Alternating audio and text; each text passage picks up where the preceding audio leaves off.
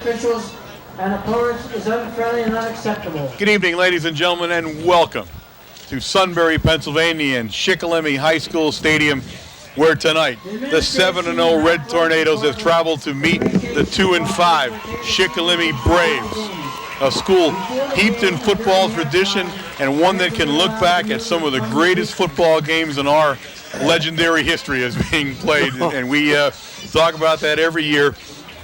We look for a great football game tonight. The weather is absolutely fantastic. This is football weather. It is clear, it is crisp, and it is football time. The Red Tornadoes, of course, undefeated, as I said, coming off a very big win against North Schuylkill, really handling the Spartans in all phases of the game. The Braves, on the other hand, committed 2-5, but as we talked about a little bit last night at Supper Club, Wayne, a deceptive 2-5. They've been in every game. You know, there are no blowouts here. They have stayed with everybody, and they've thrown a scare into some good football teams this year, so they can bring it on. So we expect a hard-fought game here tonight, and it's a game where, under these conditions, Mount Carmel will probably be able to use that entire offense.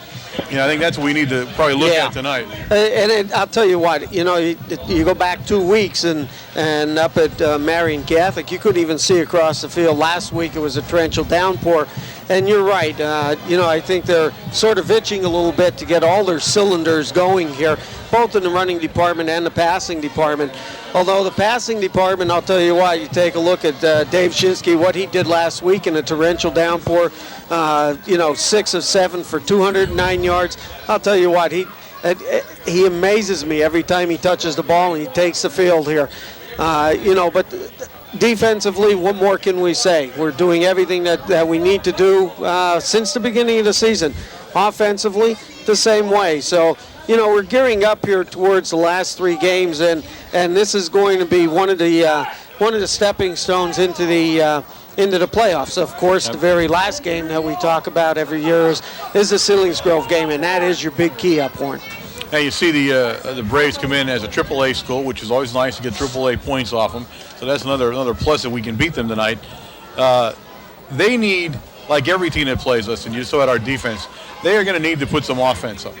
One thing that you see is staying in a game with Mount Carmel area, and the 1 or 2 teams that have managed to do that at all have been able to score early. Right. And I think that's the key to this game too. If the Braves cannot score early, I think they're going to be in some trouble, and that's something we need to continue to look at. And every team that plays this defense, the defense has grown stronger and stronger, and it was strong to begin with. Yes. It's truly the class of the region right now, and maybe the class of the state, to tell you the truth, the way it's playing. So the Braves have a pretty daunting task in front of them. And, of course, the main task is going to be stop Shinsky.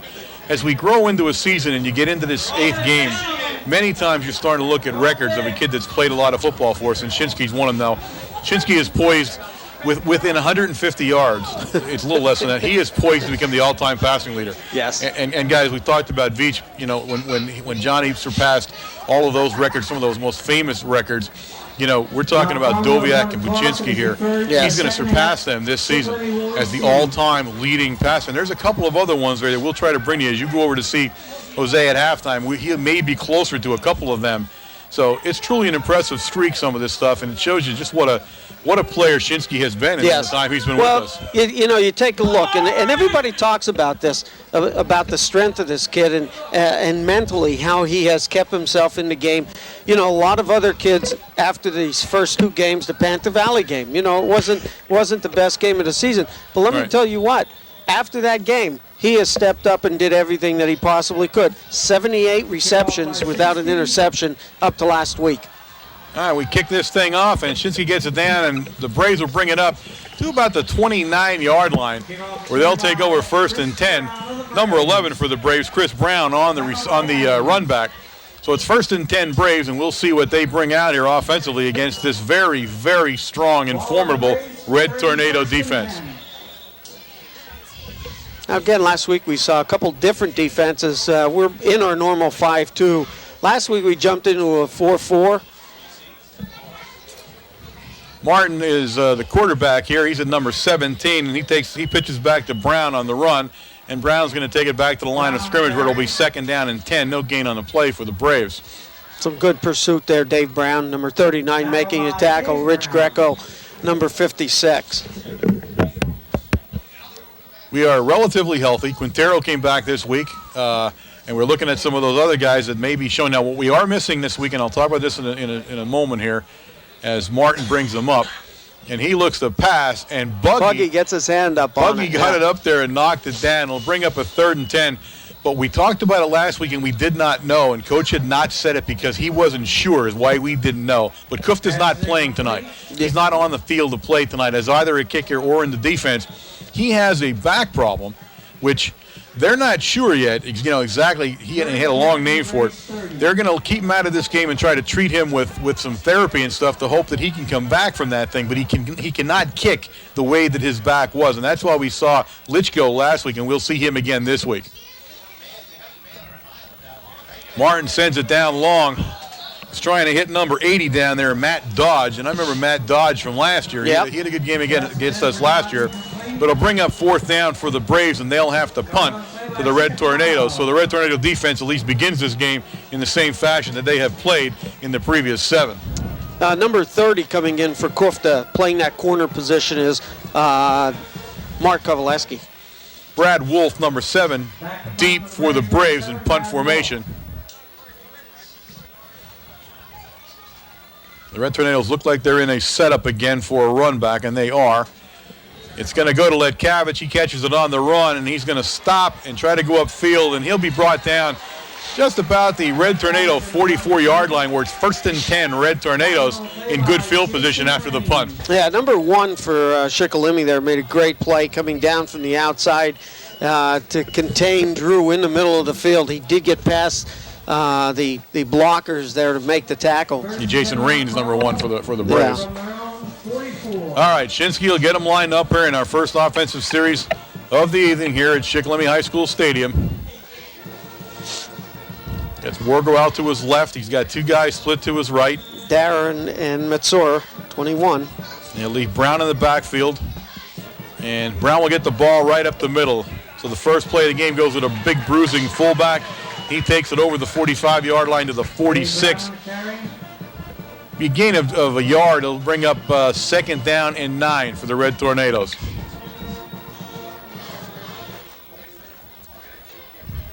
Some memorable football games to talk about that happened in this stadium over the last 30, 30 years. And back at the Silver Bowl. And back home. All right, Shinsky brings him up again, a 1 back in back of him. This time he hits Matsura, and Matsura goes upfield, and you can tell as Matsura falls right along the midfield stripe there, this field is extremely slick, especially in the middle. And remember, it rained heavily yesterday again, and although it is very clear tonight, we saw several players already tonight slip, so the field is not in great condition as far as traction, and we'll keep that in mind as the game progresses. But Matsura showed you just what happens when he tried to cut. And it's mostly right in the middle where they are now, because the sides of this field and the ends are pretty lush right now. 3rd and 3, Shinsky looks down there, and he's got Matsura again, and this time Matsura will pick up the 1st down at the Brave 38-yard line, 1st and 10, Big Red. And again, he's coming out gunning with a passing game. And, it's nothing deep. It's Matsura just out on the flat, and there's safe passes. And right now, with the beginning of the game, everybody being fresh and emotions being high, that's what you want. You want Dave just to get relaxed a little bit, get into some type of a rhythm and the timing with his blockers, his line, and his receivers. Wolf for the Braves made a nice play that time. In fact, he probably saved the touchdown. This time, Letkavich at a tailback. Letkavich bursts up the middle, and he continues to churn down there, and Letkavich will go inside the 30 down to the Brave 29-yard line, where it'll be 1st and 10 once again for this Red Tornado offense, and it is a prolific offense. We have seen that game in and game out throughout this season, so they are opening this game up and taking it right to the Brave defense right now. Going right over the right side where Daukus, number 72, and Marshall Morarki, number 71, are at. High formation. He looks again, same play to Matsura, and again Matsura wide open, and Matsura will bull his way down, and he's down inside the 25-yard line at the Brave 23. It'll bring up 2nd down and 4. We're looking here, 1 block. All we need is 1 block on either the corner or the linebacker. You know, you want to try to get Mansour man-to-man on one of those. It doesn't matter which one, but you probably want to pick off the corner man because the linebacker's got to pick up some field on Mansour. This time we give it to Ledkavich, and he looks for the outside, and he's got it. He cuts inside. And he's still moving. And Ledkavich, the tailback number 2, and he'll take it in. A 23-yard scamper by Ledkavich at the 8:34 mark of the first quarter, and just like that, the Red Tornadoes are on the board 6-0. Litchko in to attempt the extra point, and that was a pretty offensive series that time. Look at the moves on him. I'll tell you what, Drew Ledkavich gets hit about 3 times downfield here. Nobody wraps their arms, and I'll tell you, he just scoots right through and scores. The main block there was by Dave Brown on the end. This time Shinsky's looking in the end zone, and he's got him. Yep. Let me see who he's got. Who did he get down there? That's Leonovich, I guess, wasn't it? Did you see who that was? I didn't see. Well, I'm not sure. Yeah, it was Leonovich. I think it was Leonovich, to tell you the truth. Yep. So the Tornadoes good on the 2-point conversion, and just like that, it's 8-0 now. Red Tornadoes, and they'll line up to kick off to the Braves, and the Braves do not want to start off defensively like they did here. They need to tighten up very quickly, or this game will explode on them, as many others have throughout the year, and they know that. Yeah, I'll tell you what, though, the offensive line for the Tornadoes is really starting to flex its muscles a little bit in the last couple games, putting some good blocking, some nice holes for the tailbacks, whether it is Kovaleski or Shikellamy or now Ledkavich. Now we look at this Brave football team, and the first thing you're going to notice about this group is they're an extremely small group. They actually have been for the past few years. They have not brought any size into this game. They have brought a good quarterback and a good receiver occasionally in that one game, which we'll never forget. But for the most part, they are outweighed everywhere on offense and defense. They're just outweighed everywhere, and that's going to be part of their problem, is to try to stay in a physical football game with a Mount Carmel area team that is so big and so fast. And Shinsky lines it up. He puts it on the ground down there, and that's going to be number 11, and that's Brown, and he had trouble trying to get a hold of the ball down there, and he's going to be brought down there by Shiko, 37, almost immediately, and the ball will be placed down at the Brave 24-yard line where it's 1st and 10. Yeah, number 55, Dan Evans, going down there, and he made a swiping tackle at his ankles and sort of knocked him off balance a little bit for Shiko to come in and finish him off. 1st and 10 Braves from their own 25-yard line. All right, Martin will bring him up. This time he goes to Brown, and Brown is stopped as soon as he touches the ball. Loss on the play, and that's Brown. that Brown on Brown that time. So Brown takes Brown down for a loss. It'll bring up a 2nd down now, and we'll see where they place the ball down here. 2nd down and 11 now for the Braves, and that play was dead before it ever got rolling. Dave just blew through there and made the tackle actually in the backfield. Martin's going to go back to pass, and a nice throw. He was trying to hit Brad Wolf down there, and he threw it through a lot of traffic, and Wolf just couldn't hold it when he finally got it through there, but he kind of threaded the needle on that play. Greco was up at swatting at that one, and Leonovich, number 41, coming in very quickly and getting up in the air. I don't even know how he got the pass through. Well, Brown, the quarterback, Martin, the quarterback's only 5'9". And that's part of the problem. You're seeing him try to get a passing lane at 5'9". He's not tall enough to see over that big defensive Red Tornado line. He puts Longenberger in motion, and that's who he's going to look to. And he's got him. Longenberger on a nice play as he adjusted to the ball. He'll be brought down in there finally by number 32, Damian Shikellamy. But a nice play by Longenberger. That was a nice adjustment on the ball. Yeah, he did a nice timing pass, too. I'll tell you what, he's been trying to throw that. Even in the first series, he tried twice. Two nice timing passes, and this time, like we said, it takes a little bit of time on the clock here to get your rhythm with everybody. Ball on the Brave 47. It's 1st and 10, and Martin's going back to the air. Under heavy pressure this time, and he is nailed by Buggy, and he threw a ball that could have been a problem. He got lucky on it. Yeah, Darrow was very close to picking that one off. Never should have thrown that ball. Buggy just putting a lot of pressure on him and hitting him actually as he was releasing it. So 2nd and 10 now with the Braves.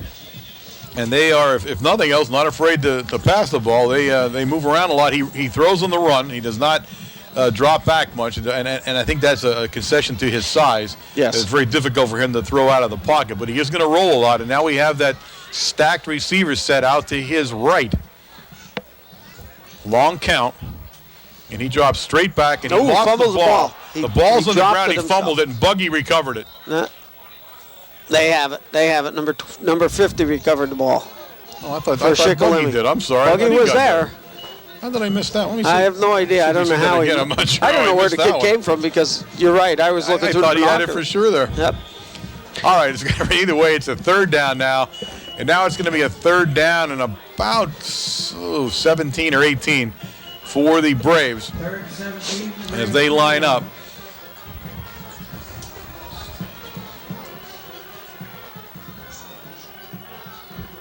Timing pattern down there, and he's got his guy, and he dropped it. Darragh. It's going to be incomplete, but the hit, you're right. Darragh crushed him on the sideline. Right in the small of his back. And I'll tell you what, Darragh did exactly. You'll see it coming right at you here just about. Watch the hit Darragh puts on Wolf. Because Wolf is just about to be catching it cleanly. You know, It's in his hand, and boom. Yep. All right, it'll bring up a punt situation now for the Braves, and number 7 will go back there, Wolf.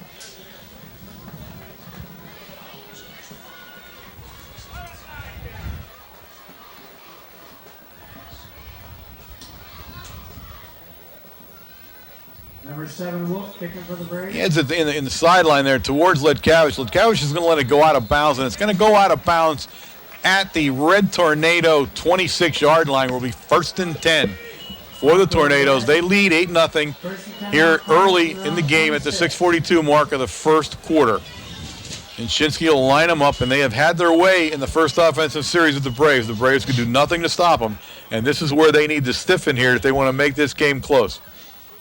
I'll tell you what, that was the first time Leonovich put a lot of pressure on the punter that time. Right. And that's the first time this year. I want to just watch him a little bit to see. We talked about that at Supper Club last night a little bit, yep. All right, he's got Letkavich going to be going to stand there in back of him. You see him line up one back again.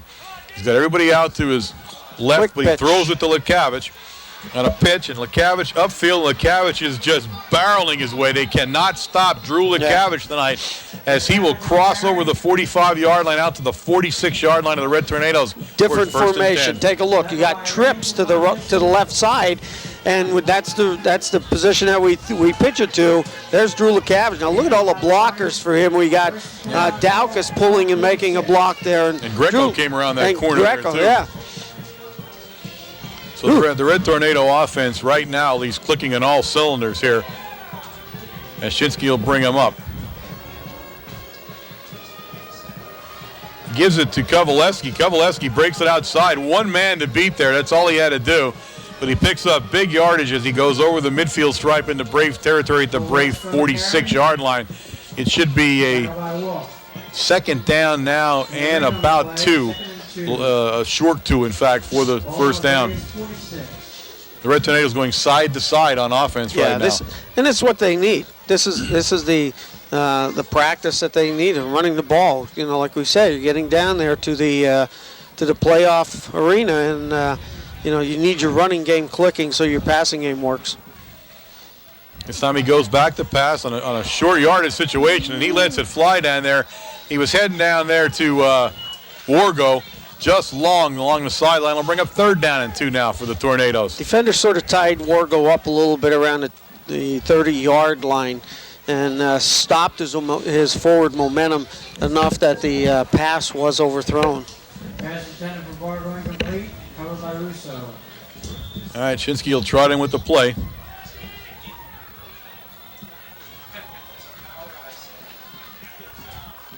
This time he had the power, and he gave it to the fullback, and the fullback is pounding his way down there, and he's going to be very close. There it goes. The ball hit the ground. Yeah, it did. No, they're calling him down. They're calling Dave Brown down on about We'll see where he's down. I think he has enough for the first down, depending where they just waved there. I believe it is. It's 1st and 10, Red Tornadoes now at the Brave 44-yard line.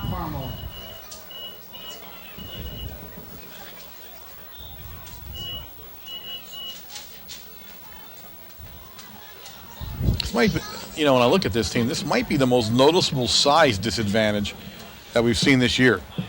I really think so. They're just noticeably a smaller team. Smaller team, and also take a look at, they're all the same. They're all the same height. They're all about the same weight. There's, you know, it is truly an odd-looking team. Shinsky back to pass. He's got Brown, the fullback, wide open, and Brown, Wolf was going to bring him down by himself. The ball's out. They say the ground is Shikellamy. And it's a fumble. I'm sorry. They have said it's a fumble now. It was in front of the Brave bench, and we couldn't see what happened. But fumble recovery on the Braves, and they turn the Tornadoes away, and now they go on off. Here's the replay. Now watch, you'll see the ball here because they got a better view of it than us. As he's struggling with Wolf, and finally Wolf is going to yank the ball out of his hand. That's exactly what happened. Right there, and there you saw it. So Wolf, a great defensive play on the big fullback, and he recovers the fumble, and it's 1st and 10 for Martin as he brings him up. He goes straight back, a short drop. He was trying to find the big guy down there, 86, and that is Josh Garinger. And he was kind of streaking right over the middle there, but a little too long for him. It's 2nd and 10 now for the Braves. And he had some room, too. He did find a seam in the zone defense, and but Martin just overthrew him slightly. 2nd and 10 Braves from round 38. And he rolls out. He's looking deep now. He's looking downfield, and he overthrows everybody. I'm not sure if he was trying to hit Wolf down there or Garinger, but he was high on both of them. So it'll bring up a 3rd down now and 10 for the Braves as they seem intent on passing the ball downfield. Yeah, his problem, he is rolling out, and he has to roll out because he's going to end up with a lot of pressure. Brown, no matter what direction he's rolling out, Dave Brown, number 39, is in his face and chasing him. So he does have pressure no matter if he rolls back or stays in the pocket. Here he goes into a split backfield. Ooh. And oh my goodness, he is down. He tried to pitch ball it. is out. Yep, they recovered. And you're right, the Braves will recover, but a horrendous loss on the play, and that play blew up fast. Well, if we see the here it comes replay, at you now. This is supposed to be one of those shovel passes up through. See number 11, Wolf coming over, but Buggy was in there so quick on the quarterback that he didn't even expect him coming in. So it's going to bring up a 4th down on that play, and it's 4th down in a mile. 4th down and just over 30 yards. So Wolf will go back into punt formation, and he's had a familiar time so early in the game already at that punt formation. He lets it rip, and this time he puts a high one, a nice kick. He drives Litkavich back to the 40-yard line. Litkavich now takes a step forward, and Litkavich has dropped the ball. He's fumbled the ball, and we'll see who picks it up. It looked like a Brave had it. Let me see. They don't. The Red Tornadoes recover, and the Red Tornadoes suffering from a little bit of dropsy here all of a sudden. Grease pig, I think that's what it's usually called when you drop it 4 times like this. That's a big break for the Red Tornadoes as Litkavich finished off a nice return, but they popped the ball out from him. They'll set up shop now at the Brave 37-yard line where it's 1st and 10 as big Randy Swank comes out over the ball, number 54, the big all-state candidate at center for the Red Tornadoes. This time we're going to go right up the middle, and that's Lashinsky, and the Braves will have none of it this time. And again, the ball pops out. And I'll say one thing, they're a ball-hawking group of people. They are trying to tear the ball out of their hands on all plays right now. It's going to bring up 2nd down now, and they're going to give him 3 yards. It'll be 2nd down and 7. I'll tell you what, they're playing very tough defense in the center. We're having a little bit, no matter if Brown or Lashinsky carries the ball in the center, they're making some good progress defensively. Their result comes out, their end result comes out when we run around the end. All right, 2nd down. Let's call it 8 now, where they finally place the ball down. Lashinsky puts Matsuri in motion. He drops straight back. He looks right for Matsuri, and he's got Matsuri, and he's got some room. Wolf's going to bring him down, but not before he goes down to the Brave 26-yard line. Be enough for the 1st down. It'll be 1st and 10 Red Tornadoes now, and they're knocking again on the Brave door. Yeah, look at Mitsur's one-on-one. He gets that man-to-man coverage there, and that's what you want Mitsur to do because he's strong enough. He gets hit and he picks up an extra 5 yards just with the stiff arm that he put on Wolf that time. He breaks that. He's either going to pick up an extra couple yards or he's going to score one or the other. All right, again, Mitsur in motion, exact same look at the play in the eye, and he looks down. He was trying to get down there to Darren, number 3. Darren. He just kind of short hopped it. Darren couldn't do anything with it when he saw it coming at him. So it'll bring up a 2nd and 10 now. That's probably the first bad pass we've seen Dave throw in a long time. So Kovaleski will come out and Ledkavich will go back. And Ledkavich getting more work at tailback than we've seen pretty much all year right now. He's playing a lot of tailback tonight. And that's where he's going to set up shop again as the lone back behind Shinsky. We pitch it to Ledkavich and try to get him outside. He's got some guys in front of him. A nice play made down there, and let me see if he turns towards me. I'll tell you what his number is. 7. No, well, right. 7 was in there, but number 22, I believe, was the guy. It's Russo. Actually, was the guy that made first contact and drove him to the sideline. You'll see him get off his block, and now watch how quickly he comes up. Yeah. And he's actually the guy that blows that play up. Wolf finishes it, but Russo's the guy on it. So it's going to bring up 3rd down and 8, and the Braves have called for a timeout here with 1/5 remaining in the first quarter of play. And a very quick first quarter it has been. Now you go back, we take a look at these series. We started playing Sunbury on October 6, 1900, Warren. So this is another long historic series that we got here. Sunbury, the series 27-17 and 0. We played Northumberland also around the 1905 to 1910 years in that era. That was a 3-1-1. And then we pick up Shikellamy in 1965, 27-8-2. So the total series 57-26 and 3. A number of different things. You were saying some historic stuff here.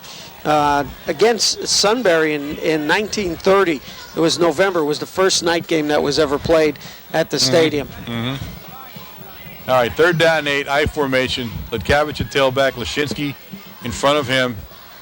Dave will drop straight back, and he got Wargo down there, and Wargo is down to about the 5-yard line, I guess. Might be the 5 or 6. 5 or 6. It's first down. It'll be 1st and goal now for the Red Tornadoes as the Braves cannot figure out the passing game yet as we are breaking open across every place we are.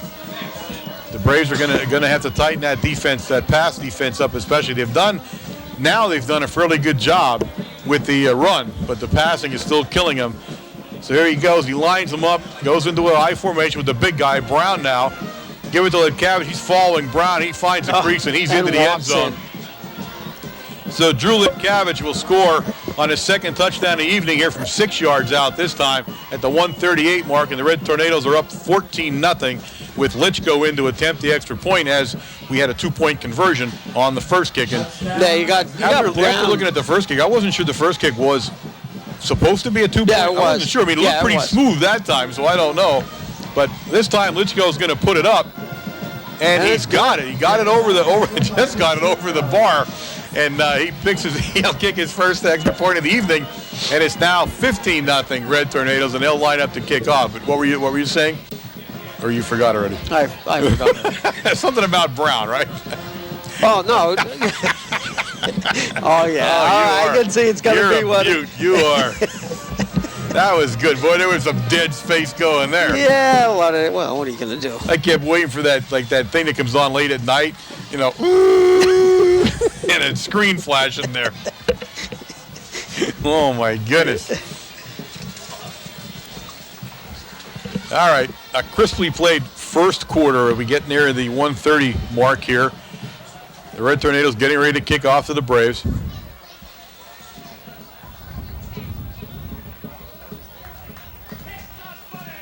So the Braves are going to move up a little bit. Ashinsky has not kicked it as deep, and again, I don't think he's kicking it as deep because of where he's kicking it from.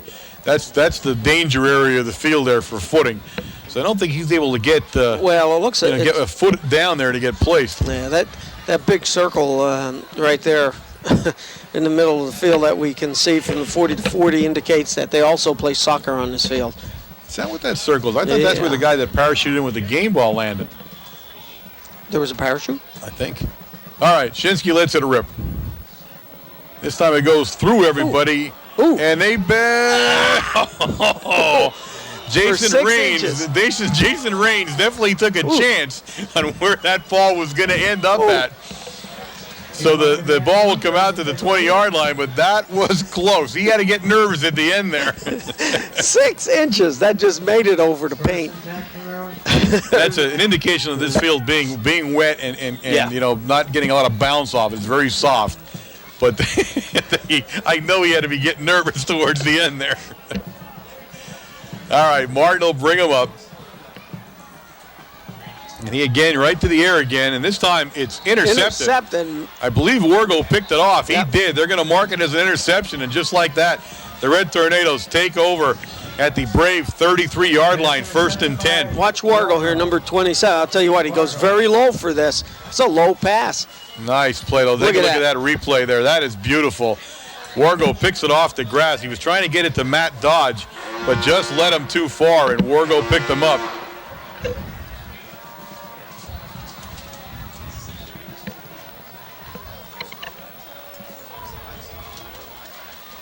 All right, Shinsky brings him up again, the I formation. This time he goes to Shikellamy, Damian Shikellamy picks up nice yardage. He'll be down at the 25-yard line of the Braves. It'll bring up a second down and 2, an 8-yard pickup on the play for Damian Shikellamy. Yeah, he got that run over Marshall Merarkey and Daukus that time, opening up with Brown leading through. And Marshall at Supper Club last night. He's a great kid.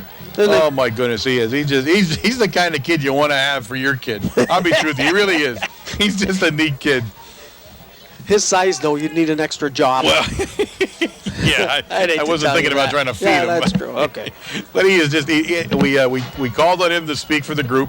You know, that's tradition. We get the guy with the most experience and the most years, and he was it last night. And he was just eloquent and funny, and had a great time with them, and just the kind of guy you like. Out to measure, playing the left side tonight, number 66, Jonathan Novak playing in the left guard position, and the left tackle position, number 77, we got Scott Novak. Going to be short by about 4 inches. I could tell that away from up here, by the way. Oh, absolutely. Absolutely. I lasered right in on that one. So it's going to bring up a 3rd down and 4 inches, and Shinsky will draw it out, and this will probably be a quarterback sneak. You're going out. You're going out in that limb. I guarantee it. Okay. There it is. I'm saying it right out loud. I guarantee they're going to quarterback sneak Shinsky. What a play call. 1st and 10, Red Tornadoes. Spread everybody out with the white slot to the right and trips to the left. And take a look at the middle of their defense there. It was open for just that play. All right, ball's going to be sitting down about the 23-yard line. 1st and 10, Red Tornadoes. There's 24 seconds and counting here in the first quarter of play. As he brings them up, this will be the final play of the quarter, I would think. Shinsky back to pass, wide open in the middle of the field, and that is Leonovich. He was wide open. He came out of the tight end position and streaked down the middle. Take a look at the dive play here. It's a dive to Lashinsky. Held the linebacker. Not only held him, they crashed. Yeah. They crashed the dive play. Left the middle wide open. The Brave defense. Neither one of those guys could get back in time to get to the middle of the field like that. So Leonovich scores on a 23-yard pass play from Shinsky. Still in the first quarter as Litchko, and it's blocked. And I believe that's going to be number 15 coming off the bottom of that pile, Justin Blessing. I believe he's the guy that got his hand on the ball. So the score will remain Red Tornadoes 21, the Braves 0, and there are 6 seconds remaining here as the Red Tornadoes get the kickoff. And I was wrong about the final play of the first quarter. Well, you know, that's not only was I wrong with the final play, they had a touchdown and everything else going on in it. You call that one play. You call that quarterback sneak play. You start flexing your muscles, and you think you're going to call them all now. I got overconfident right away. Get off that branch. Hurry up. Oh, pound sand. You know, you can't win if you're not playing. Let me just say that. Shinsky's teeing her up there. Down deep down there is going to be number 11, and that's Brown.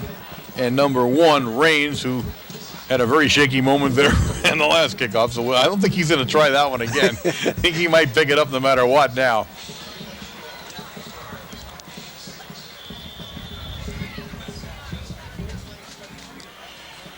He's going to go down in Raines' direction down there. He takes it about the 12-yard line. And he's got some room now. The first 3 or 4 guys missed, and he's loose. Sideline. He's loose. He's not going off. Out of bounds. Oh, he stepped. Oh, Raines had a nice run going there, and he's out of bounds. We'll see where they put him out of bounds at. Great run by that kid. I'll tell you what, he zigzagged down on the 15, 20-yard line. Outstanding. Take a look right here. He's about the 10-yard line right here. He avoids 3 or 4, number 81. Now all of a sudden, Leonovich comes over, and he makes a diving stop. Yeah. And I'll tell you what. He almost stayed in. Almost stayed in. It was right at about the 45-yard line, 40-yard line. He stepped out. I tell you, the other number that flashed in Raines on the 9th run back, but you see Shiko. You see the speed on Shiko as he caught that play on the angle and actually got a hand on him as he got to the sideline. So a nice play by Shiko and Leonovich to save the touchdown. But the Braves now, a little bit of life here as they're in Red Tornado territory where they'll start first. I'm sorry, they're not in Red Tornado. They're in the Red Tornado territory. Tornadoes. It's a quarter change. Quarter change, yes. Second quarter now. I almost missed that. I almost missed the quarter again. I hate when I do that. I hate when that happens. Now remember, there's 4 of them. There is? Yeah. Oh my goodness. All right, so we get ready here with the second quarter. The Braves are now set up in Red Tornado territory, and they've got some life and some big momentum on their side right now. That's what you like to see. Boy, you love to see run backs like that, don't you? Yep. Right up the sideline. All right, Martin's got him in that I formation. And he gives the Longenecker, the fullback, and a quick opener, and he takes it down to the Red Tornado 39-yard line. Brown in there, Vatsura, number 21, and Greco coming in to finish him off. He's 2nd down and 7 now for the Braves. I think the handful that they've run was a straight dive play, either right off tackle, either to the right or to the left. All right, he brings Raines into the lineup now, the speed guy. You just saw him on the return, and he comes out to his left. Wolf all the way out to the right, and he's looking downfield right away, under pressure from Brown as Brown slips there on the field. He was trying to get the range, but he had been pushed so far back out of Brown as Brown, and then you had Buggy come in there, and Buggy was gonna level him. He left it go, but he couldn't get it out to the receiver. So the pass rush still, really harassing Martin here. Yeah, I'll tell you what. You really want to watch some great football, and I love to watch the line. I was never involved with them, but the Hogs down there really doing the job. Oh, yeah. Dave Brown out-muscles just about everybody that he's played against so far this year, and he's doing it again tonight. All right, again, he drops back. This time he gives us a little bit of room, but Buggy says, great, I'll give you a little bit of room if you want it. And Buggy takes him all the way back to midfield. Big loss for the Braves as Buggy, he just could not escape Buggy on that play. Ball right on the other side of the midfield stripe, now back in Braves territory. It'll bring a 4th down and 39 now for the Braves. They've had some horrendous 3rd and 4th down yardage plays here in the first half of play here. Wolf will punt it. A high snap, but very little pressure from the Red Tornadoes, and shorts it off the side. It bounces in front of the Red Tornadoes, and they're not. Oh my goodness! I thought for sure it touched us there for a second. We did not see the ball hit the ground. It was very close to Chapman. In fact, was the guy that was dancing around it down there. I know he heard it hit, but he couldn't tell where it was. Yeah. Did you see him get out of the way, though? I'll tell you what, that sets up play. So that was potentially a dangerous play as he did not know it was that short of a kick. So the Red Tornadoes will take over First and 10 Mount Carmel. first and 10 at the Red Tornado 31-yard line, and they have been in control of the game here, at least through the entire first quarter and the early parts of the second, as Shinsky will bring them up. This time we're going to go to the tailback down there, and the tailback will continue to churn for some yardage there. He'll pick up about 3 on the play. Was that Shikellamy? No, that's Drew LeCavage. I think it was Lidkavich as the tailback, and he'll pick up about, let's say 2. 2 yards. Second down and 8. And I'll tell you what, anything up the middle, that's all we have been getting tonight. Yeah, they're tough in the middle. They're tough in the middle. They're playing very good defense. You got 79 down there, John Wandishin. He's 243 pounds. Second and 7 Mount Carmel from around 34. And he's going to be a little tougher to fool with, that guy. This time again, the tailback, Lidkavich, and he's got some room this time. And Lidkavich on the carry. will take it up, and he'll have enough for the first down. It'll be first and 10 Red Tornadoes.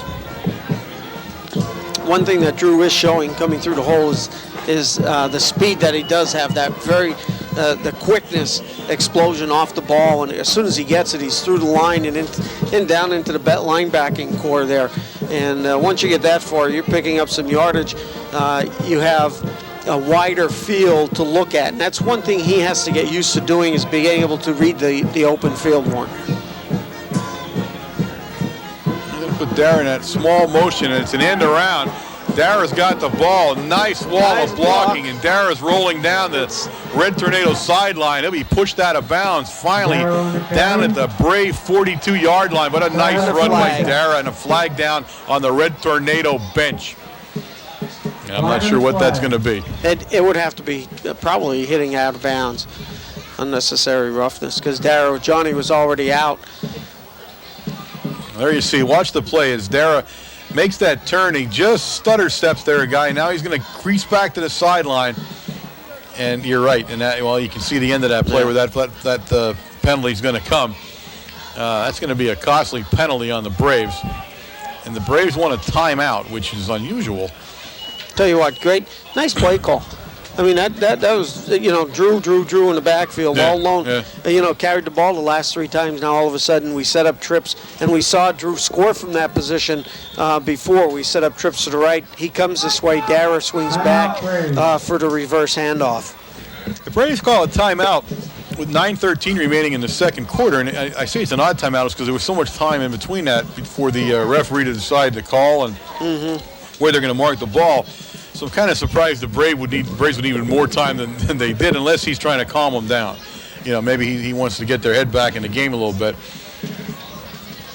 The penalty did definitely hurt them, as the ball's inside their own 30-yard line, down at their own 28, where the Red Tornadoes are going to set up shop. First and 10, and they can ill afford another score. This game's just going to, as I said, going to blow up in their face here before halftime.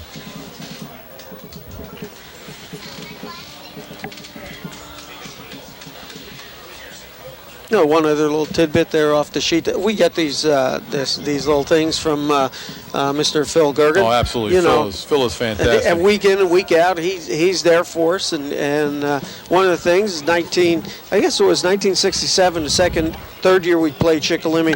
It was a jam-packed house at the Silver Bowl, 9,609, the most ever. And of course, we will not repeat what that happened at that game.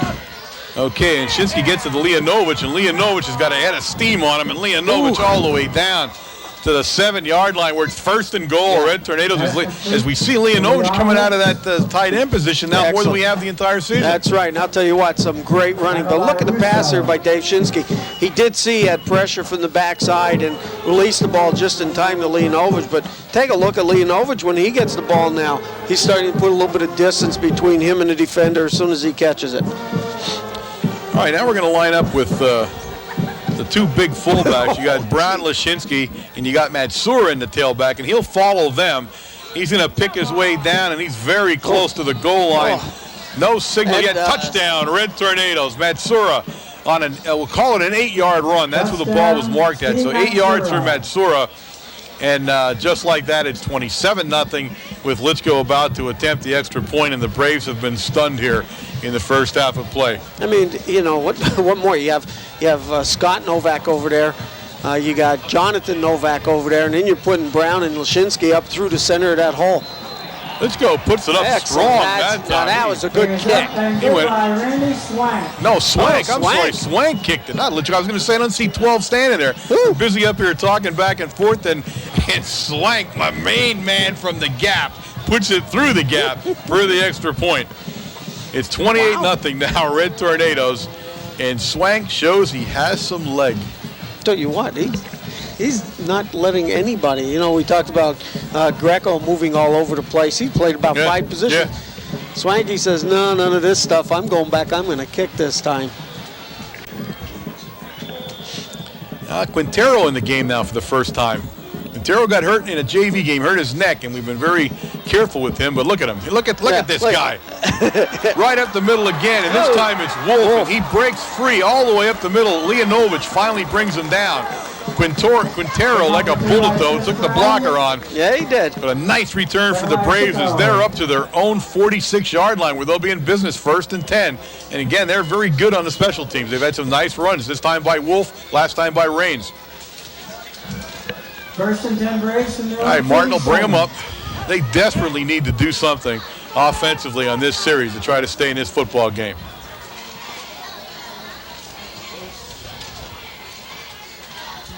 Tornadoes fake a blitz. They don't. Intercepted by Matsura.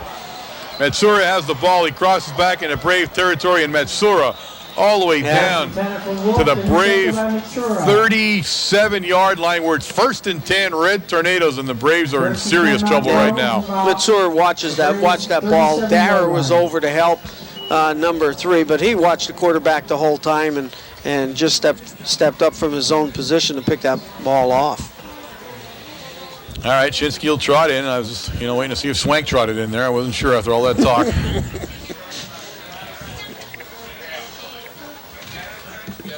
All right, we come out in a straight eye. Got Matsura out to his right. Right up the middle. Right up the middle. we just keep churning down there. That's Brown, the Zonka lookalike, running down there, and he'll take it down inside the 30, down to the Brave 27-yard line. But you talk about some blocking. You got Swank right in the middle. He's running off guard right behind Joe Daukus and Marshall Merarkey, number 71 on that side, just blowing a big hole in that defensive line. Brown just takes off and carries him for 10 more yards. A second and a short one, but Shinsky will take some time. A flag throws down. He's got Leonovich in the air, double Lekavich. Another flag. That's going to be pass interference, right. But there's a flag in the middle there, which is going to be holding, I think. So they're going to offset. But Lekavich got mugged down at the goal line. But the first flag had already flown into the Red Tornado offensive line, where you always guess it to be a holding penalty. So we'll wait till they sort this thing out. There you have it, holding against the Red Tornadoes and pass interference push against the Braves. They will offset, and we'll start all over again at 2nd down and less than 1.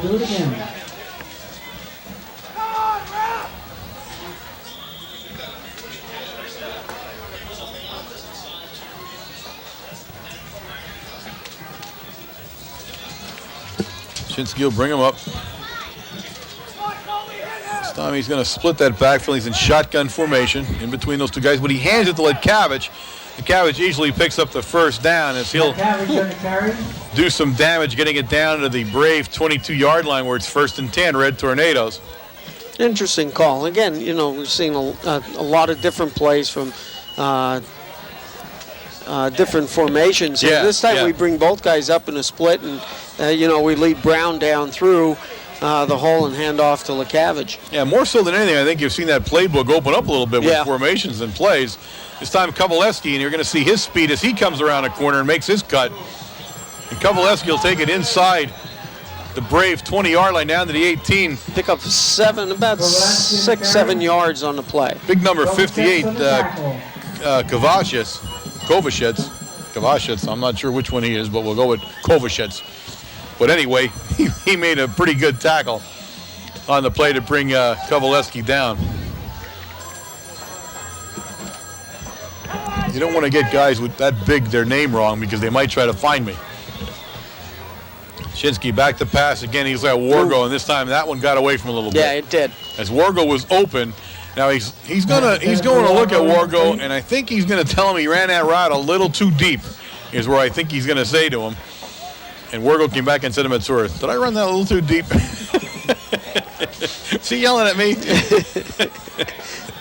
But there you see, that's an example of the type of leader that Dave is. Yes. You know, I mean, that's what you like to see, a fiery leader out there, and he is that. It's third down now.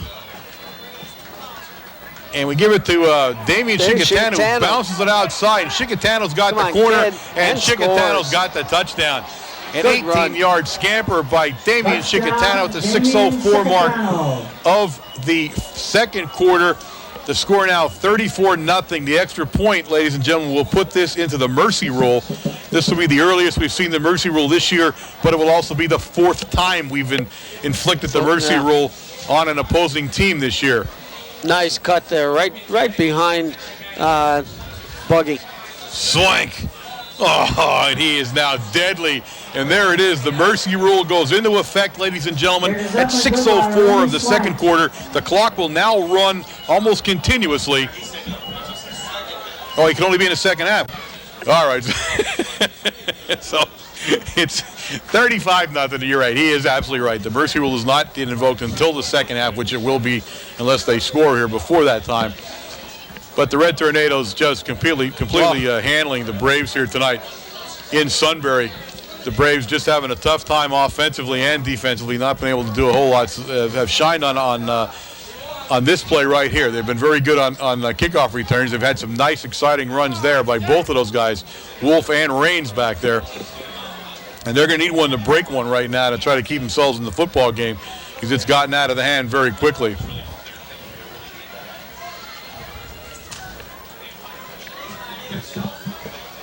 Shinsky's going to tee it up. And he lets it rip. And Wolf is standing down there about the 18-yard line. He dropped it.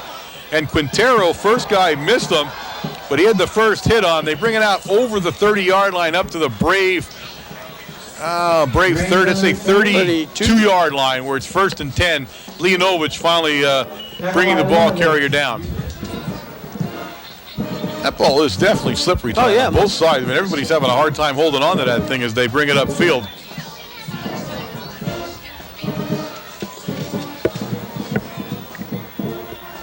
All right, Martin brings him up. This time he's going to run it. He gives it to Wolf, number 11, and he has a good, hard run. That's a hard run by Wolf as he picks up probably enough for the first down. We'll see if they put it down, but it looks like a 10-yard run. Looks pretty good to me from here. It's right in front of us.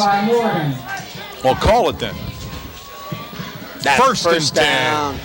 1st and 10. Oh, he's gonna measure. Oh, God. Oh. I'm still saying it's a 1st and 10. Now they're talking about it. They're not going to measure it. They're going to have a talk. Now they're going to measure it. All right, I'm going down for a hot chocolate. Cover for me. The question is, if I go for a hot chocolate, will anybody know I'm gone? Well, if you go for a hot chocolate, you might as well just keep on going and get the halftime stats because it'll take you that long. I was going to get a pretzel. First down run, as I called. I was going to get a pretzel, but from what I can tell, when you get a pretzel, they have a forklift that brings it to where you're sitting. Oh, no kidding. The pretzels are like 44 pounds a piece. I never saw soft pretzels that big before. I mean, a couple of smaller kids, actually, they're laying on the track. Yeah. They're laying on the track right now trying to pick up their pretzel. Martin, short drop. He's going to take it now on a nice way, and he breaks loose. Dara brings him down, but he put his head down there and tunneled his way through the hole. Yes, he did. He did it through the line and got down all the way, good 12, 15 yards down the field. Nice play for the quarterback, Martin. That was a pretty play that time. And you see he bursts in the open then, and it takes Dara head on, and Dara brings him down. So another first down for the Braves now in Red Tornado territory, the 45. And this time Wolf will get it. He'll go right up the middle. He'll pick up 2 yards on the play. Bring up 2nd down and 8 for the Braves. The Braves are now, I think, saying to themselves, let's get some basic football here. Let's just calm down, settle back, and run some basic plays. You know, they came out, they started that way at the beginning of the game, and I guess it sort of got away from them a little bit. Now they're coming back to it in the end of the second quarter here.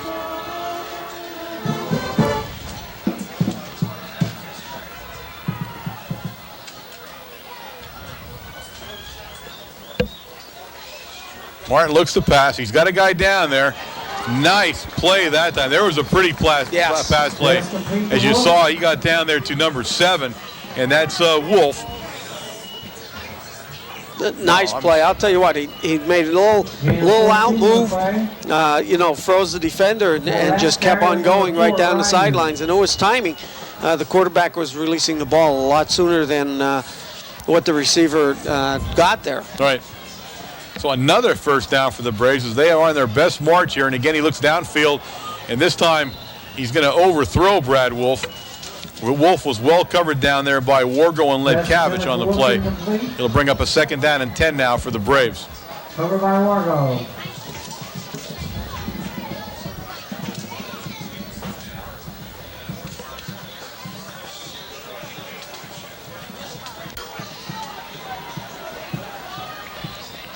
We got Wargo over here playing the left corner. All right, Martin now on a sprint back. Looks downfield and he throws it right to Wargo, and Wargo in the defensive backfield and makes the interception. So a promising Brave drive comes up short on the Wargo interception at the 20-yard line where it's 1st and 10 Red Tornadoes now. There's 4 minutes and 18 seconds remaining here in the first half of play. Tell you what, Wargo's been coming in and out defensively, you know, between he's taking Kovaleski's position, he's taking Chickatano's position back and forth and playing a good game. All right, I do not expect the Red Tornadoes to do anything real fancy here, but they do. They get it to Matsura, and Matsura is loose. Matsura up to the 35-yard line where it's 1st and 10. I take back that real fancy stuff because I thought they were just going to run the clock a little bit. And again, you just and that's all Coach wants to do is get Dave to throw the ball into the flat to Matsura, right. Man-to-man coverage over there, and you see what happens. He breaks away. All he did was ducked underneath the tackle, and he picked up the 1st down, and then some. All right, I formation. This time we go to the tailback. That's Kovaleski, and Kovaleski brings it out over to 35 for a gain of a yard in the play. Kaczynski will bring him up. That was Marshall Morarki. Number 71 was down. Minsky back to pass, and he's got Wargo over there on the sideline. Wargo on a nice run, and Wargo will bring it up to midfield, where it'll be 1st and 10 Red Tornadoes. And what we need to think about here now is he has got to be dangerously close to becoming Mount Carmel area's all-time leading passer in history. He's got to be very close. We will know at halftime whether he has surpassed that mark, but he has got to be very close to the all-time mark. And as we said, you are talking about some of the greatest coal region and Pennsylvania quarterbacks you're ever going to see that he's about to surpass. Right up the middle this time to the fullback. Oh, look at Mike Lashinsky, and Mike just barrels over the 40-yard line down to the Brave 36-yard line for another Red Tornado 1st down. Beautiful run by Mike Lashinsky. Some great blocking. Jonathan Novak on that left side, along with Scott Novak also. Gain of 14 on the play. Ball on Braves. 3 minutes exactly remaining here in the second period of play. As Red Tornadoes again driving in Brave territory, they already lead in this game 35-0. This time we go to Kovaleski to tailback, and he's out for big yardage. He'll pick up about 7 on the play. It'll bring up 2nd down and 3 for the Red Tornadoes. The ball sitting at the Brave 29-yard line. Damian Chickatano now into the Mount Carmel area backfield. He replaces Kovaleski. And he'll probably line up, I'm guessing, at that tailback spot when they break the huddle. And he does. We come wide right. And we give it to Chickatano, but that time it goes nowhere as the Braves 68. Are all over that play. 68 down there for the Braves, and oh my goodness, we don't have a 68 on the roster. So I'm not sure who he was, but nice play, whoever he is there's no 68 listed on their roster tonight. Yeah. The announcer even said that. But whoever he was, he did a great job. All right, the Red Tornadoes will lose a little bit of yardage. It's third down. Looks like Shikellamy stays in the game. It's third down and what now? Third down about 5. This time we're back to pass. Plenty of time. Looks downfield, and he one-hops it there in front of. He's trying to head down there to who's he trying to get down there? Is that? Well, let me see. He turns. I'll let you know who he is. Pass intended for Wolf incomplete. 48. That's number 48 in the ball game for Pete Kulik. That's Kulik, and we understood that. I should have known that from last night. He said we were going to start to ease Kulik back into the football game, little by little. As he had a good game last week. He had a very good game last week. Tough ankle injury that he's fighting. So they're going to ease him back and forth a little bit and get him ready for the stretch run for the playoffs. Split backfield now for Shinsky as it's fourth down. The Red Tornadoes are going for it. He looks downfield. Intercepted. And it's intercepted. It's intercepted by number 58 down there. And that guy we do have, that's Nick Kovacic. And he's the 5'8", 215-pound senior. And he comes up with the interception for the Braves. And the Red Tornadoes turn the ball over here with 1:32 remaining in the second quarter of play. That is the first interception on Dave Shinsky since the Panther Valley game. Yes, absolutely. So, and that has to be, how many passes did he Jose will give you that stat because that was something we were tracking too. How many he has to be up throws in the without 80s an interception? Or 90s. Yep. All right, Martin gives it down to Wolf down there, and Wolf has the ball poked out from him. Greco oh my goodness, out. The ball is still loose. The Red Tornadoes have recovered the ball down there at the Brave 7-yard line. That's number 55 for the Red Tornadoes, Dan Evans. They poked the ball right out of Wolf's arm as he came outside there. He couldn't get the handle back on, and a horrible turn of events for the Braves here late in the second quarter with 1:22. The Red Tornadoes now down along the 7-yard line. It's first and goal. And when things go wrong, things just go wrong on you. You can't get a break one way or the other here. Greco popped that ball out. Greco made the hit right there on the line of scrimmage. That ball just flew back there almost 10 yards. All right, Lashinsky's going to be the fullback. Kovalevsky the tailback. We give it to Lashinsky, and he goes right up the middle. He crosses over the 5-yard line. He's down to the Brave 3, where it'll be second and goal now from the 3-yard line as Lashinsky just pounds his way in the middle. Tough running. I'll tell you what. You take a look at Mike Lashinsky, and Mike isn't. You look at Dave Brown, you look at Mike, and we said this time and time again. Dave Brown is your blocking fullback that's in there, and he's been carrying the ball great. But Mike Lashinsky, I'll tell you what, for his size, he is so strong, and just proved it there, picking up 4 yards with about 3 guys on his back. This time Brown, the fullback, and Brown's going to pick a yard up down to the 2. It'll be third and goal. But more importantly, the Red Tornadoes are letting the time run. Yes. 34 seconds. They are in no hurry here, and that's a gesture to Coach Brennan. They are not trying to push the ball over the goal line. They would get another playoff here, it looks. Drew Lukavich comes in as your tailback. 19 seconds, and there it is, the final play probably. And unfortunately, the final play is not that way because Lukavich goes over the goal line from the 2. Third touchdown, I believe the third touchdown of the evening for him. And just like that, it's Mount Carmel area 41. The Braves at Shikellamy 0 here with the extra point attempt to be made, and it's going to be Swank. And I guess the interesting question there is why Litchko's not out there at the moment, why we went to Swank, because we hadn't seen him this year. I'm not sure what we were looking at there. Just one thing he gives you is that Lou Groza straight-on helmet down kick. You got to expect that from him. Now we'll send Big John Emmerich into the lineup because we were short a guy there, and that's never very helpful when you're trying to kick, as we're short a guy in the interior line. So we'll line up again here. Number 77, Scott Novak, is the center for extra points.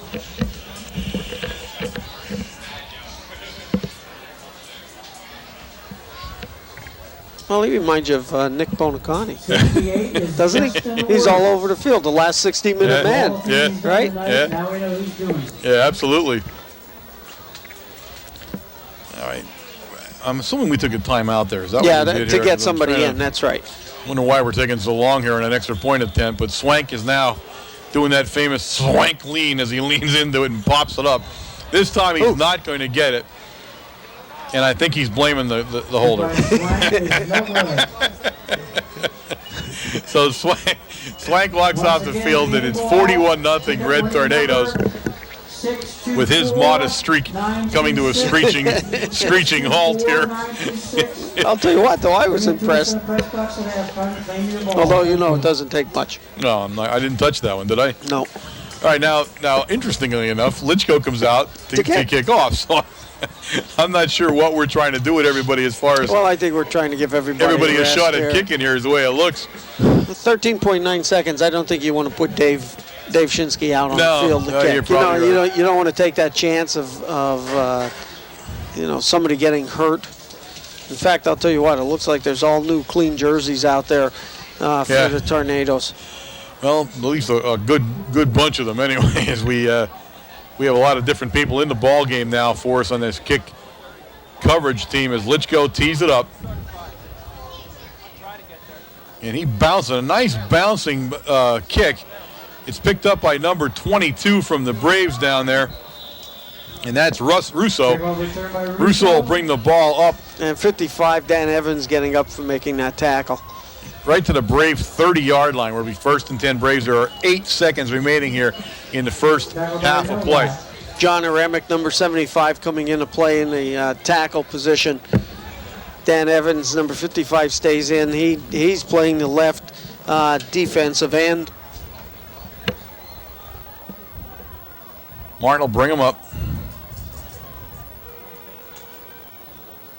And there's that little quarterback sneak there where he takes 2 steps back, kind of waits for the line to make the block, and then takes off. And that's been a very successful play for the Braves here in the first half. But that, ladies and gentlemen, is the end of the first half of play here at Sunbury, Pennsylvania, where the Red Tornadoes out to a more than comfortable 41-0 lead over the Braves from Shikellamy.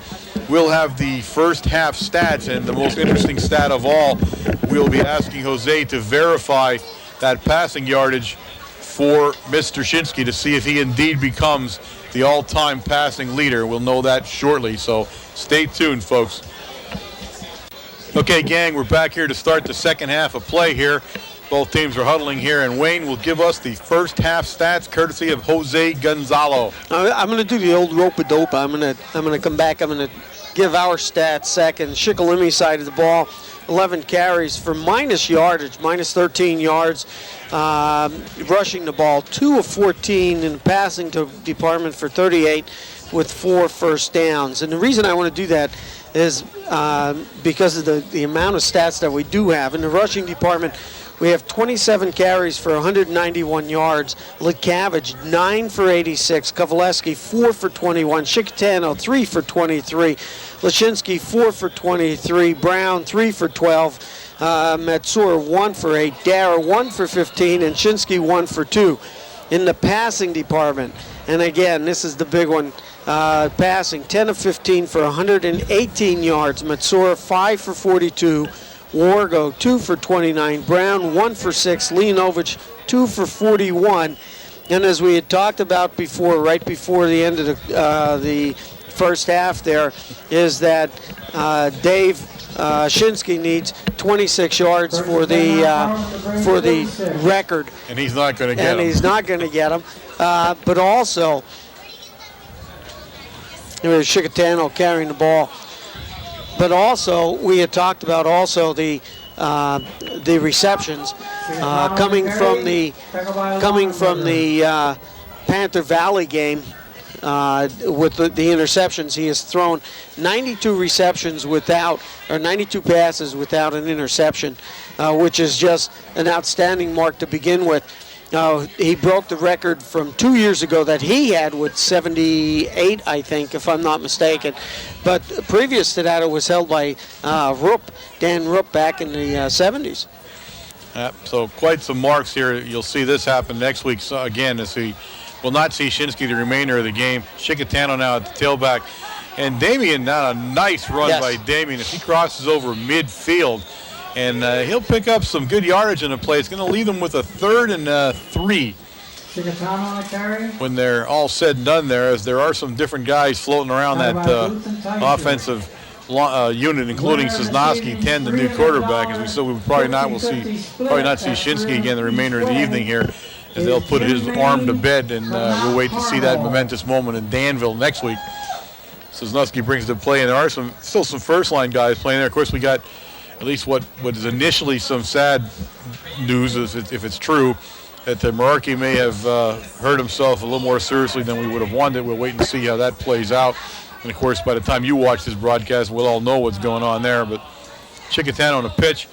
He turns it upfield, and he's still going. Reigns, number 1, is going to kind of handle him down there and bring him down before the first down. So the Red Tornadoes will not pick it up. It'll bring up 4th down and about 3.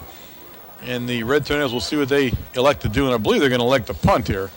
Let me see what, again, the 4th and a long 1. The mercy rule in effect here now in the second half.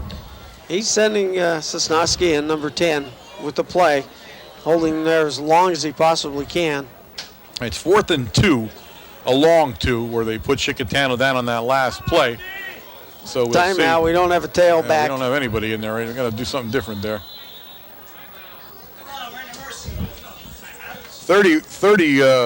31 was Kyle Bartle, who lined up at the fullback. He is the tailback. Fullback. He was the only guy back there. He was looking around, Chickatano, after that carry, coach had taken Chickatano off and forgot to replace him with Kovaleski, the tailback. Yeah. Right. Now we are going to punt the ball here. Now we see a whole different group come in there. Coach Brennan is doing the old hands on his hips, what are you guys doing kind of look there. So we'll send Shinsky back. He'll come in to do the punting for us. And he'll drop back in the punt formation for the Red Tornadoes. The Braves will send number 1, Reigns, back to receive the kick. This is the first punt for Dave tonight. Yes, it is. It is. The Red Tornadoes' first punt of the game here, occurring at the 9:13 mark of the 3rd quarter, and he booms a high one to Reigns. Reigns is going to let it drop right in front of him, and it'll bounce out of bounds. And it's bouncing out of bounds down at the 15-yard line, 16-yard line. We 1st and 10 for the Braves.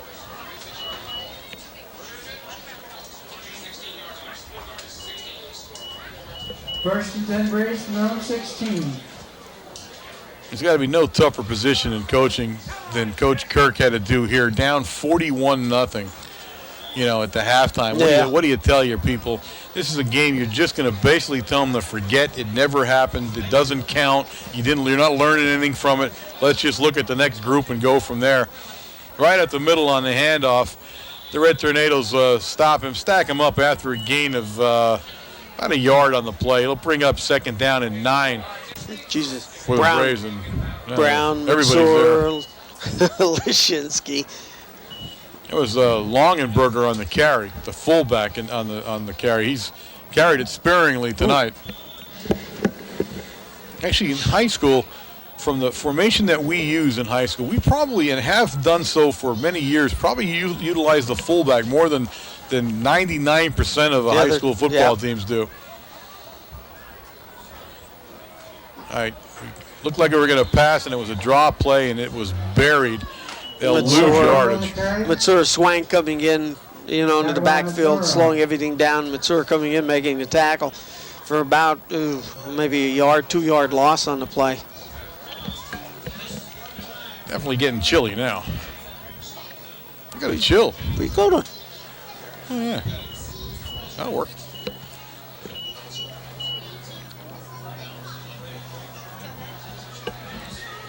All right, Martin will get him set up there. Put a man in motion. The Red Tornadoes adjust on defense to him, and he's going to sprint that way. And he looks downfield, and he's got his guy. And that's number 27 for the Braves, Longenberger, the fullback, as he came out of the backfield. And he'll pick up some of that yardage back. In fact, he's going to bring it out and make this a 3rd down. 4th down. 4th down. I'm sorry, 4th, not 3rd. 4th. Don't ever correct me like that. I'm sorry. I was waiting for him to turn the 4 to see to be sure. It was turned 10 No, seconds but it ago. wasn't turned facing me, though. I don't mean turning it over. I mean it turned sideways. I couldn't read it. I'm half blind and I seen it. Oh, boy. All right, the Braves about to punt here. And he gets off a high knuckleball. And Litkavich had called for a fair catch, and he'll fair catch it out at the Red Tornado 44-yard line, where it'll be 1st and 10, Big Red, as they'll take over an offense. The clock continues to move here as they set the ball. Nick Chapman, number 59, in at the guard position. Adam Hepler, number 57, in.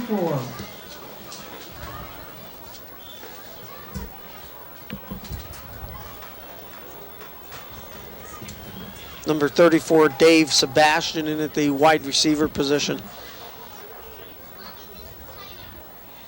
Right up the middle. And everybody's kind of in a scrum on that one. Everybody got a shot at hitting somebody on that play. Back now from Mount Carmel, Sosnowski. Kyle Bartle.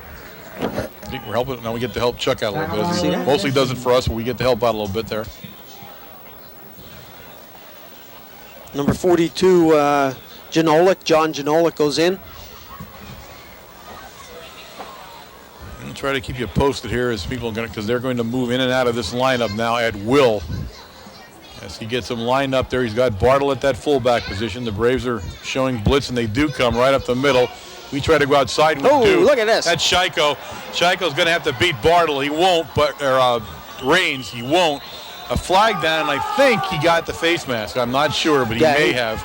I would say he wrapped him up over the top. Here you see it coming at you here, and here's Shiko. Nice cut to the inside, and this kid's got some speed. I'll tell you what, I like the way this guy runs as he takes off. Yep. And he's looking at number 1, Raines. Now, Raines is a speed guy from the Braves, so he was going to be a little hard to catch, but he managed to touch the face mask. It truly was inadvertent. I mean, it was just trying to spin Shiko around, and he got him by the face mask a little bit.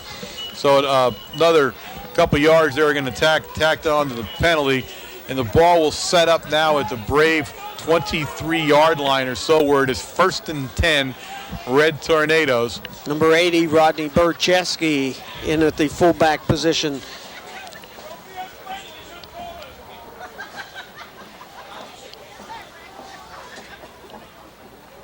Up the middle of Shiko again, and Shiko running tough, and he runs it down to the 20-yard line. Into about 3 on the play. It'll bring up 2nd down and 7. Adam Croker, number 51, in playing the guard position, right guard.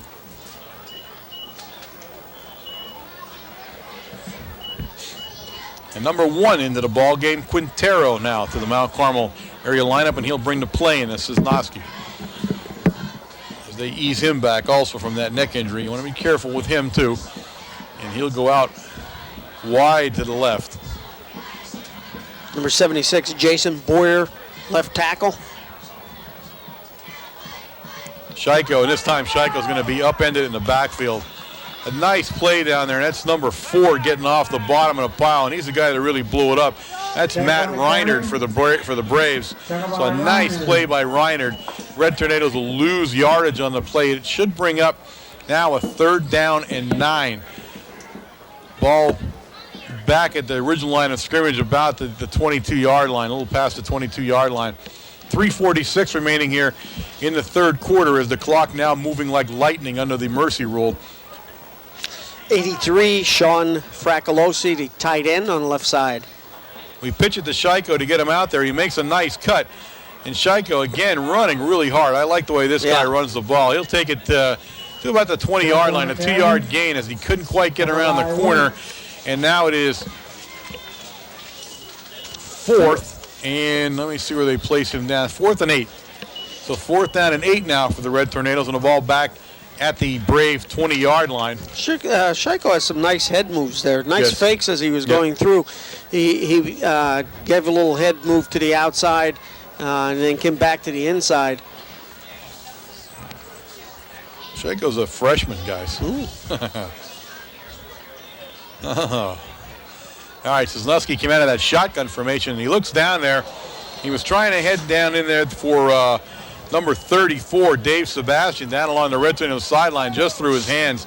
The Red Tornadoes will turn the ball over on downs to the Braves. The Braves will take over on their 20, where most of this third quarter's been played right on that 20-yard line. So they'll take over 1st and 10 now, going the other direction from the 20, and we'll see what they've got in store. They pretty much are still playing that first group out there. Yeah, they are. They have been.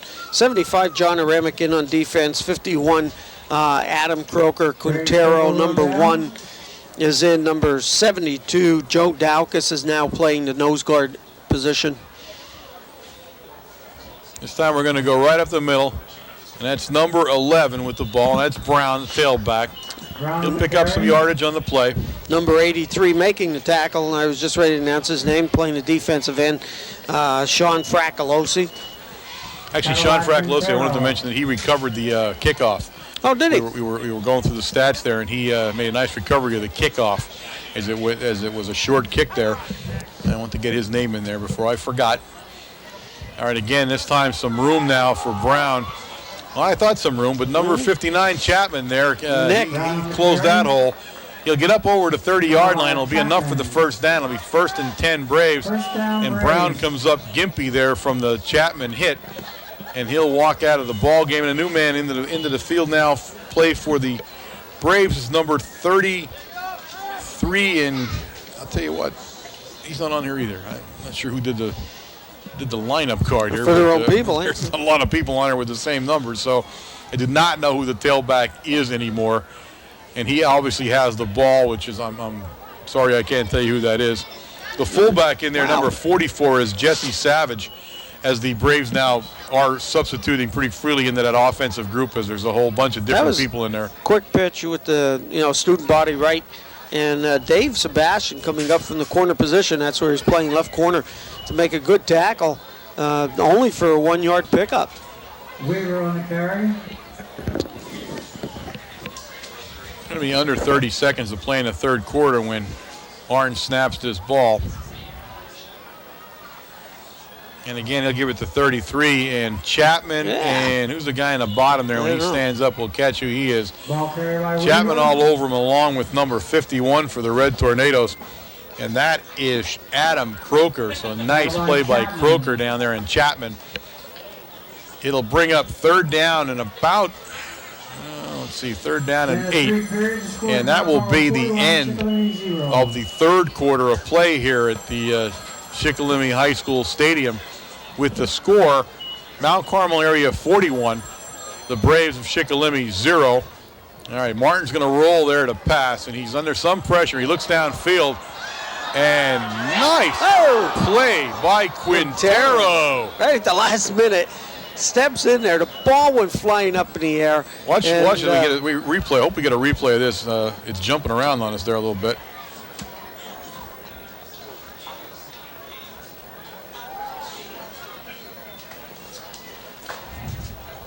I think you have to put your left hand up in the air and the right hand down. There we go. Don't touch it. Don't move. All right, we didn't get the replay there. I'm not sure because the monitor just went south on us here, but it's blinking all over the place. But Quintero, a nice play on Dodge, who the ball was heading for.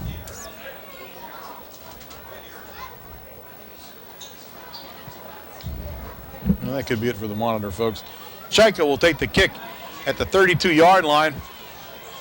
And he'll take it up to about the 39-yard. It'll be 1st and 10 Red Tornadoes. And a nice run by Shiko, and took number 1 down there, Raines, and he gave Raines a pop as he took him down. I'll tell you what, though, when you're watching that return, number 59, Nick Chapman, just leveled somebody.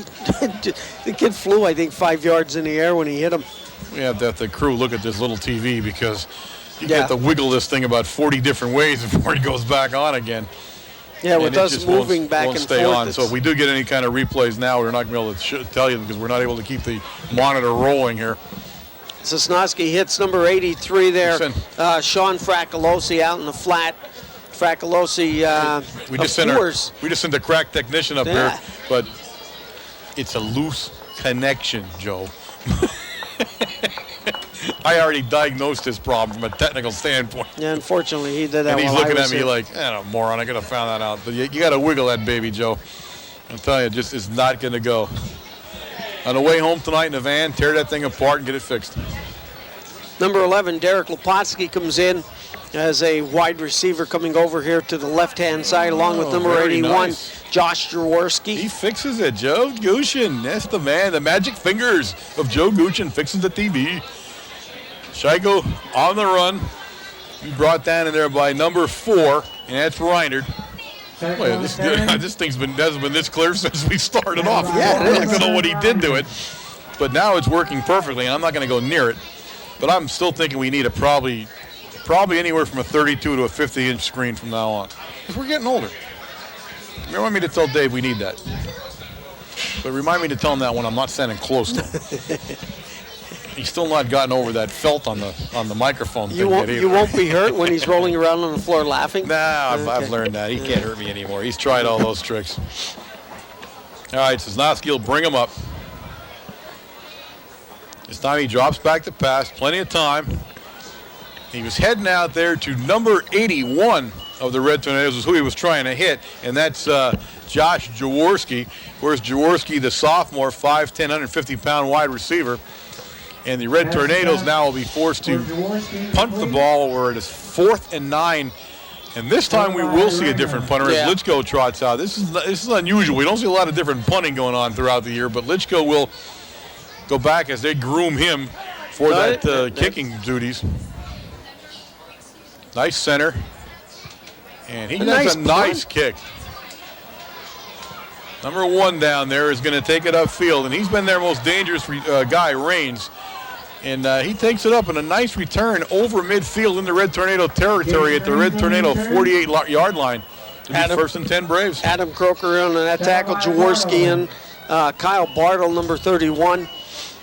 Here you see in a replay here now. We haven't even watched the replay again. Yeah. And Raines is a very dangerous guy. Look at how shifty he is, and when he makes his move, he's got some speed. He really does. He was a tough guy for our first team to bring down. Yes, and he was. And he's tough for this crew, and they did a nice job on him. All right, the Braves come up 1st and 10. Martin will set him up.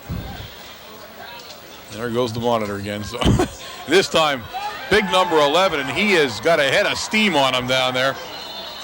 That's Brown, the tailback. He come out a little bit gimpy, but he takes the ball deep in the Red Tornado territory.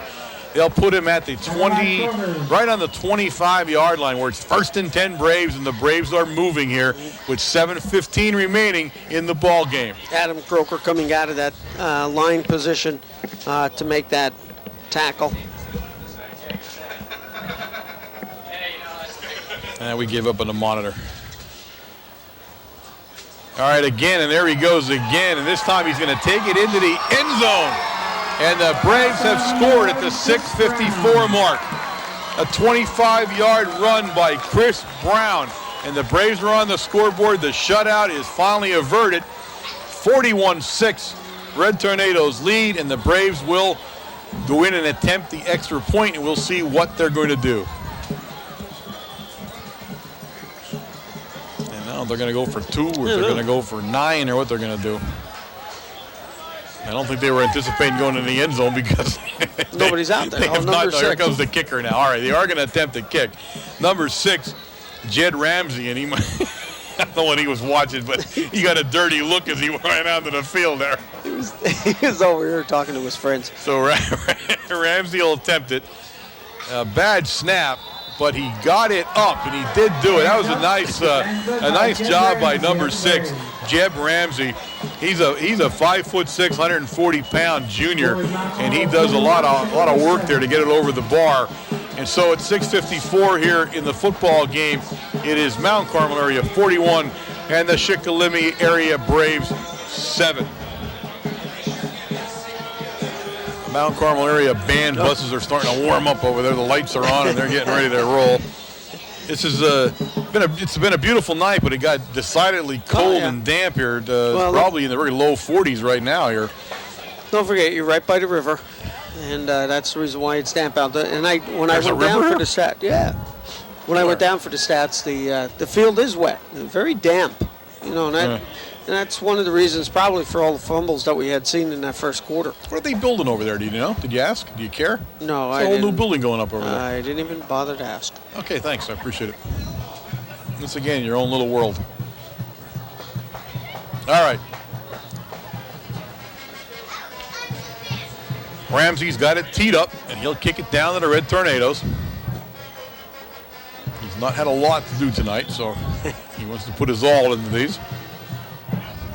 And he squibs it down there, and it's going to be well covered. The Red Tornadoes falling right along the 34-yard line. That's number 42. John Janolic. John Janolic falling on it for the Red Tornadoes, where they'll take over 1st and 10. We've got 6:48 here to go. As soon as they spot the ball, they will crank this clock up. Sillsgrove 10, Southern Columbia 0. And they do.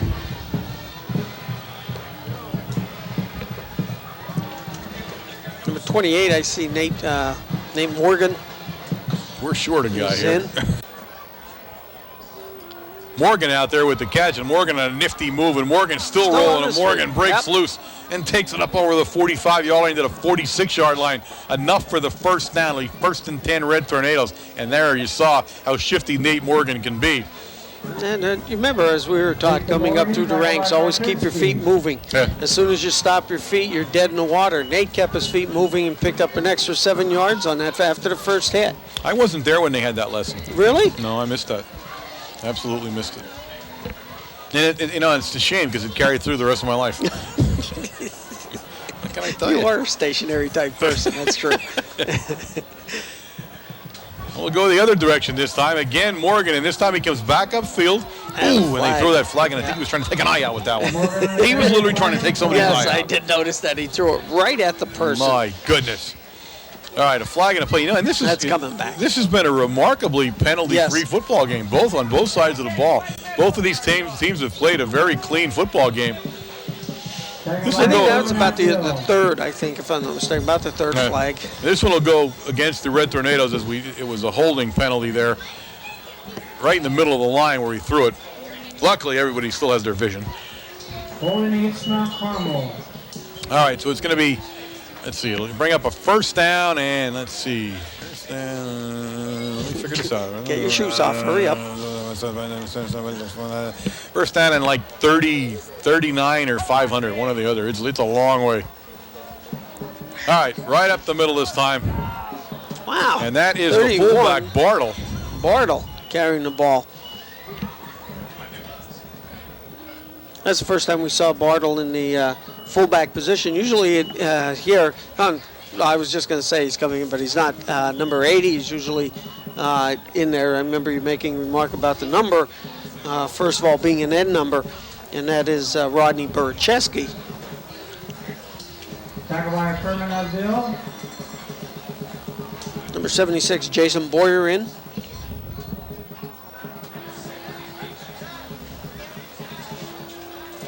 All right, the Red Tornadoes will come up here.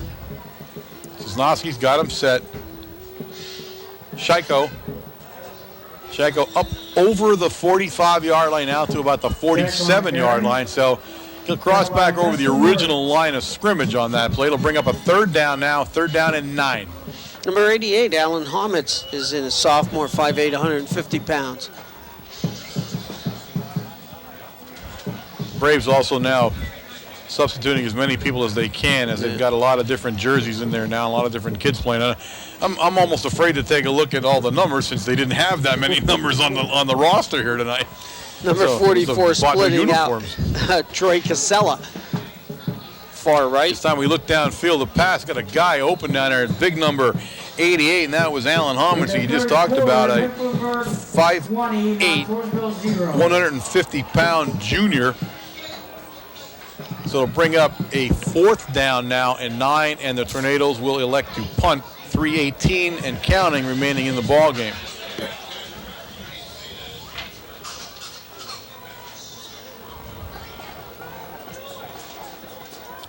Litchko to do the punting duties there. It's the second time now tonight.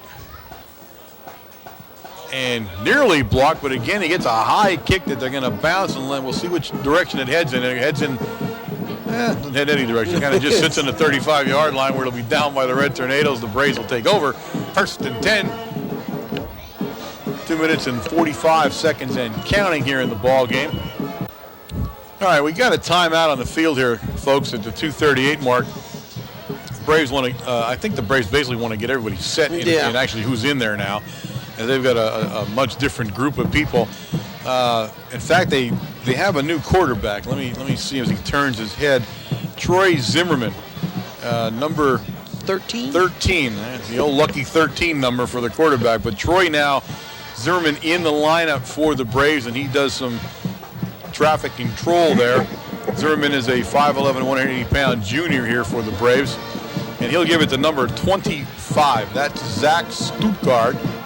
Stuttgart was a plane, a German bomber plane. He is Stuttgart, so I don't want to confuse him with an aeroplane. Number 89. They're saying Stuttgart, so I'll stick with that one. Could have got in trouble on that one, too. Number 89, Jason Pahutsky, is in playing the left defensive end position.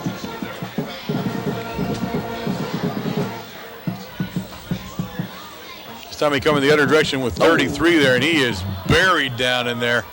See who gets off that pile. That's 51 down there for the Red Tornadoes. And Adams having a game for himself here as he got into the football game.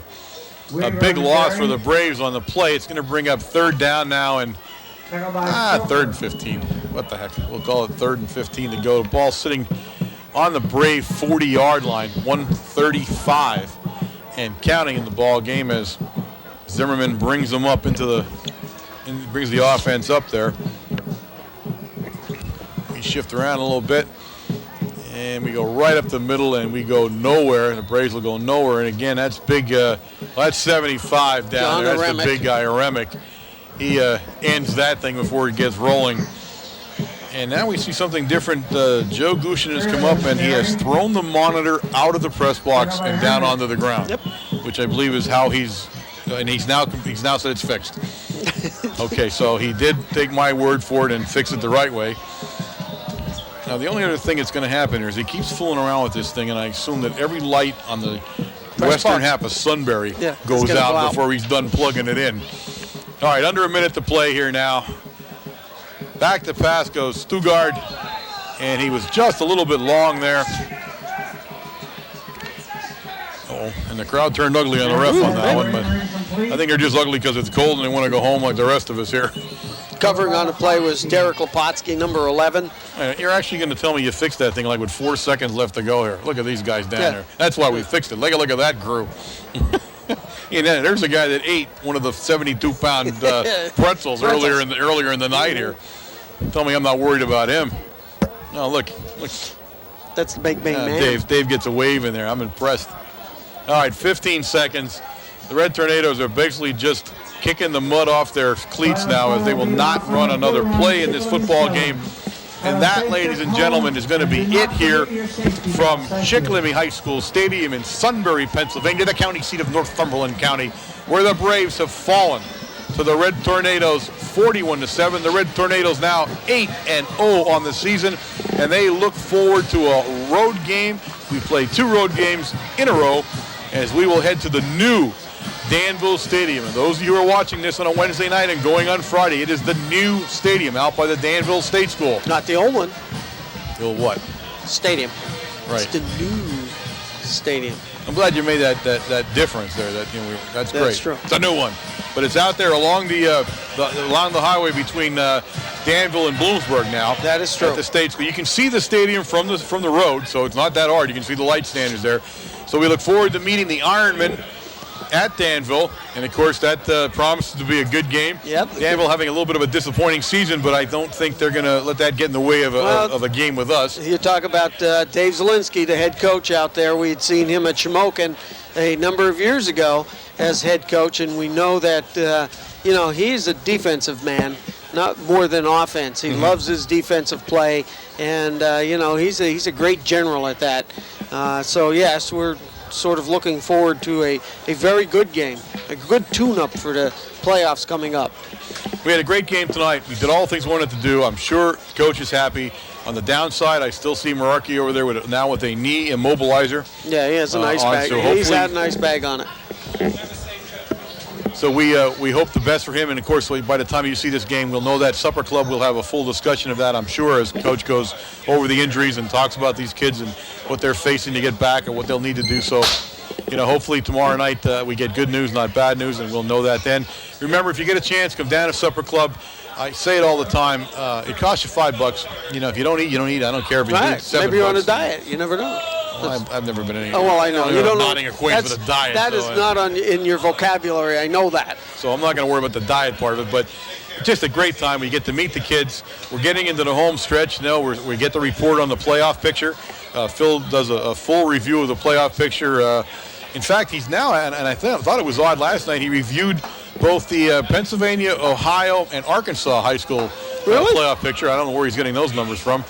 But he does keep you up to date in Pennsylvania in District 4, what to look for here, what to look for in the districts we'll be playing in interdistrict play, and he gives you a quick rundown of that Western group on what they had done the week before. So you're up to date on what's going on and who's where. So you get a chance, come on down, have dinner with us, enjoy yourself at Matucci's in the back room every Thursday night at 6:30. We're there, and you cannot beat a night at Matucci's, let's face it, so show up.